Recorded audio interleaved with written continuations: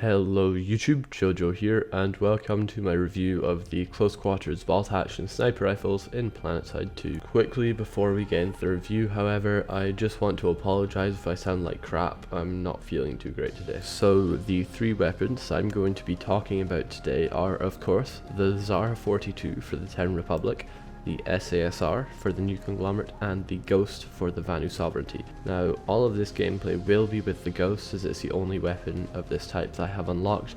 However, they are all exactly the same except from aesthetics. Launching straight into the stats of these weapons, the CQC bolt actions will do 700 damage at 10 meters, all the way out to 400 damage at 265 meters, meaning that they will one tap with headshots up to around the 180 meter mark. They have the same 5-round magazine as most other snipers, however considerably faster reload speeds with a short reload of 2.8 seconds and a long reload of 4 seconds. And for those of you that do not already know, a short reload is when you reload while still having bullets left in your mag, however a long reload is where you reload with a completely empty mag. Keeping with this, the CQC bolt actions have the fastest chamber time of any sniper rifle at 1.1 seconds. What this means is that whenever you shoot, it's going to take you 1.1 seconds to rechamber a new round into your gun before you can fire it again. Helping to further emphasize these weapons' close quarters role,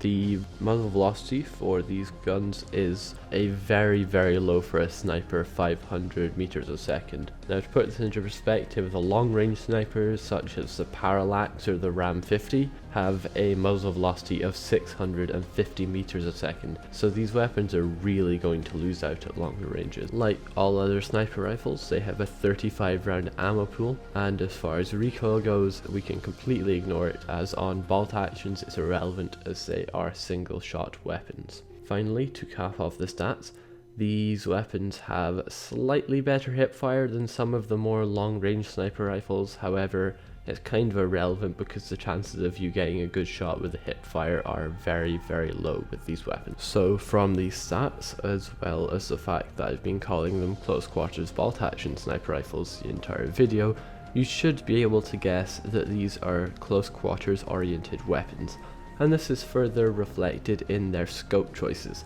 as they have access to scopes 1x through to 4x, but do not have the night vision scope. As far as their other attachments go, they also have access to a suppressor, straight pole bolt, dark light flashlight, and I believe, unless it was taken out in a recent update, a forward grip. Obviously, the forward grip and dark light flashlight are completely ridiculous, and please don't use them. As far as my attachment suggestions go, I would say you should use a 4x crosshair scope or a 2x reflex sight. For the rail, I cannot recommend the straight pull bolt enough, as it means that the moment you take your shot, you're going to rechamber a round. Now, before, you would take a shot, have to descope, and then you'd rechamber your round, so it'd be 1.1 seconds from when you stop scoping. However, with a straight pull bolt, you're going to start rechambering the moment you've taken the shot, so it drastically reduces the effective rechamber time of the weapon. So before I go into tips and tricks for the weapon, I just want to quickly talk about who this gun would be a good fit for, as it is an incredibly high skill gun. If you're not getting headshots with it, you're not using it right and probably going to not get very many kills and die a lot. So it's for players who are already very comfortable with the game. You also have to be very patient to use this gun, as it will take you a very long time to get used to it. Now, I have it Araxiumed, but it wasn't until about the 900 kill mark where I could finally find myself being effective with it. Before that, there was a lot of tears and anger and rage, because it's just so difficult to get used to. So now I'm going to quickly give you guys some tips and tricks on how to use these weapons more effectively. Now, the first one is something that I've already said in my 5 tips to improve your killing potential in Planetside 2 video, and that is to hold your crosshair at head height. I cannot stress how important this is, as it means that when you scope in, you've just got to get it across their head horizontally and shoot. and it makes getting headshots so much easier. It's a complete lifesaver. Without it, you are going to die a hell of a lot. My second tip is to accept that you are never going to be effective at extreme long range with it. When I first got this gun, I had a 4x sight and I kept on trying to snipe with it, and it just sucks at it because it's got a low muzzle velocity, it's not got that far one hit kill headshot range. It just isn't worth it at all. My third and final tip for these weapons is do not be afraid to combine it with other things in order to get easier kills, especially if you struggle with headshots. By this I mean, in close quarters, a body shot and a knife will kill, I'm relatively sure, any enemy. Also, an EMP grenade will take out your enemy's shields, leaving them with 500 health or less, meaning that you can one-tap them.